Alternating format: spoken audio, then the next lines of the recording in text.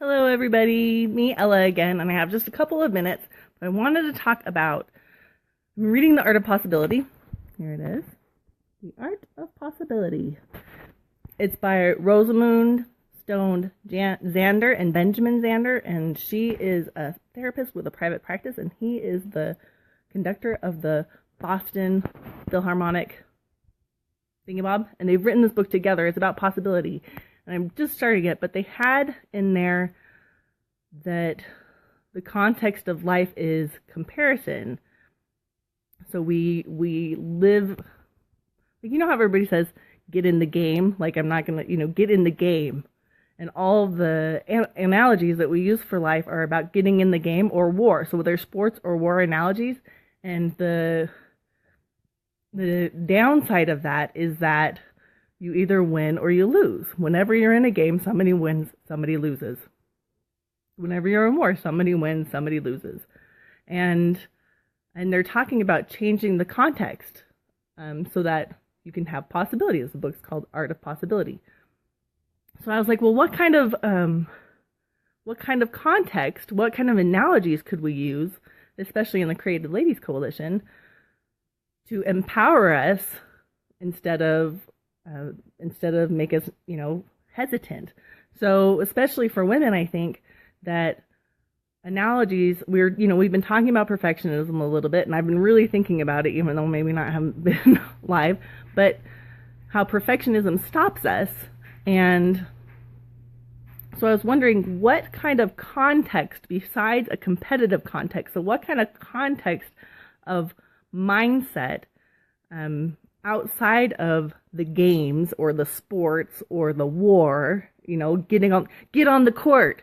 I think I've heard there's some kind of quote of, I'm not going to listen to anybody who's not on the court.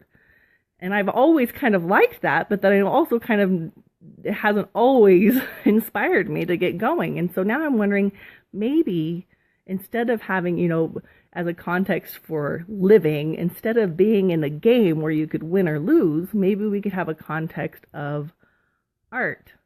Okay, so I just took a shower, but so I'm like looking at my hair while I'm doing this, talking about perfectionism, trying not to worry that I don't look perfect. But I'm creating art here.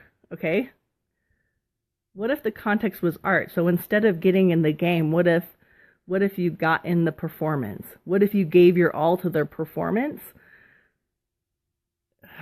I don't know. I'm still thinking about it. And that's why I was wondering if any of you had any ideas about new analogies that we could use to change the context that would make it so that it was easier to show up as our whole selves and to take creative action.